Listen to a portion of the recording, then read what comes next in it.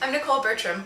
I'm a contributor to Yoga Renegade, and I'm here today to share a recipe for smoothie bars. The reason I'm doing a video instead of just sharing a recipe is because, one, they won't look very pretty if they're just photographed, but mostly it's because every time I make them they're completely different, and so to write a recipe that says more or less some of this and more or less some of that, but it's different every time, is really vague. So I thought I would just kind of walk you through it. There's a few reasons that I like to make these bars.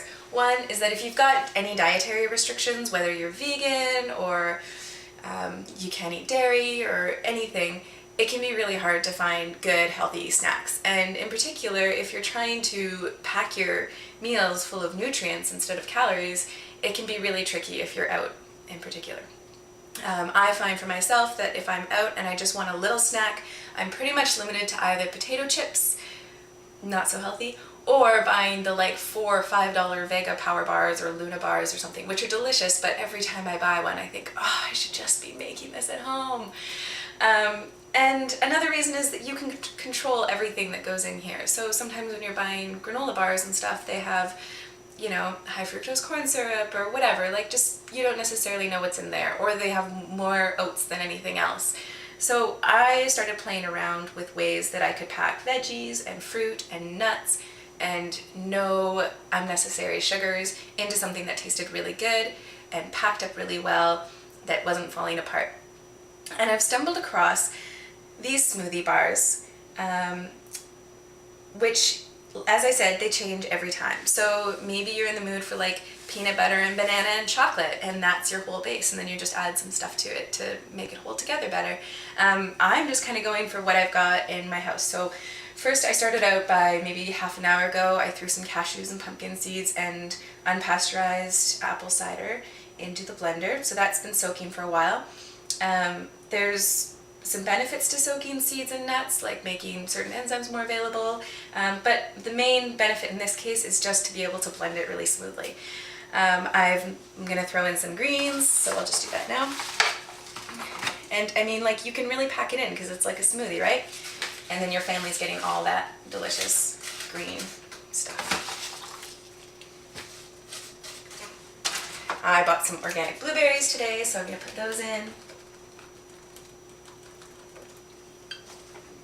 And I have a banana, but it looks like I don't even have room, so I'll add that after it's been blended a little bit.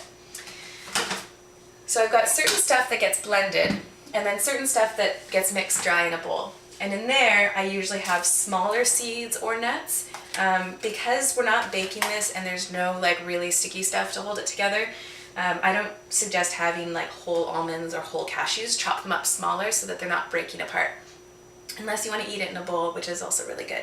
So I have some sunflower seeds, I've got some raisins to sweeten it, raw cacao nibs so I can have a little chocolate treat in the afternoon, and I don't feel so guilty about giving that to my daughter as I would the other chocolate. Hemp hearts for protein, omega-3s, and because they're delicious. And our main binder is going to be chia seeds. And I use quite a bit in this recipe, but because the whole tray will last quite a while, I don't really worry too much about it. It's not cheap to buy like these 3 ingredients in particular, but I find they go a long way, so it's really worth it. I'm going to use probably a 1/4 cup or so, and that gets mixed in with the dry ingredients. Buckwheat is going to be my sort of bulk, and also adds like some nice texture. And then this is one I stumbled upon. It seems kind of silly, but I made it too wet one time, so I used this Mesa Sunrise, which is sort of like hippie cornflakes.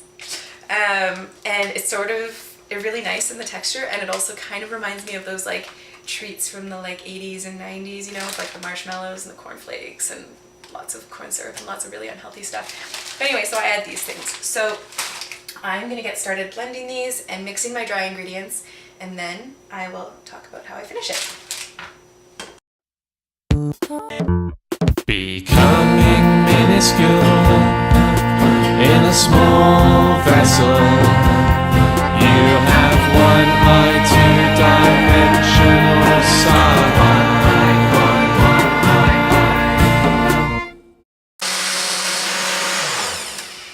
All right, and so that's a really old blender, so that took a little longer than it would if you had a very fancy blender someday.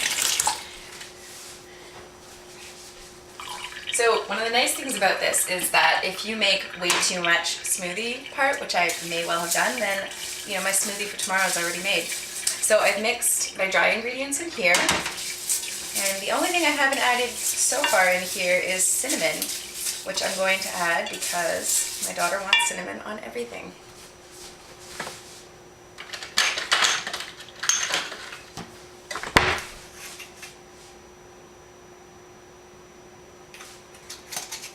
That's a nice winter warming spice. So I'm just going to slowly pour in the smoothie mix. And because I know that I've got like way more smoothie than I need here, I'm going to do it pretty slowly so I don't make it way too wet. And then you're looking for a consistency that, oh, it's kind of hard to say. I mean, you're looking for more like this, I guess. You want it to stick together. You could even do more dry than that, but you don't want it to be too wet or too dry. You just want it to kind of stick together. Now, once it's cooled for a while and once the chia has kind of had a chance to sit, it's going to hold together a little bit better.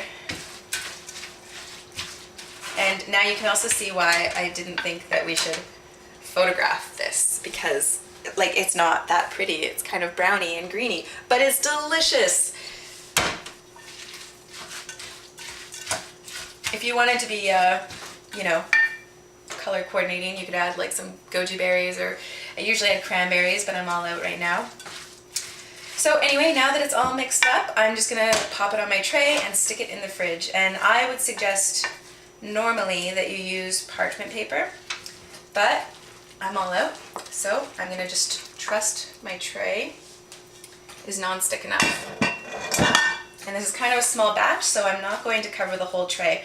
You want to go for like the depth of about that, so like between 1/4 inch and 1/2 inch. You can go thicker. I would suggest going thicker over going thinner.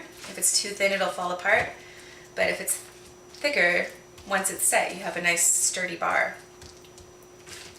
So I'm just smoothing it in here. And tomorrow I am going to be taking a huge bar of this to the opera and sneaking it in so I don't have to buy food at the opera. So once you've tried this, please join us and comment on Yoga Renegade or on the Facebook page. Tell me what you used this framework for and what kind of additions you came up with. I would love to have some new ideas. Thank you so much. Signing off.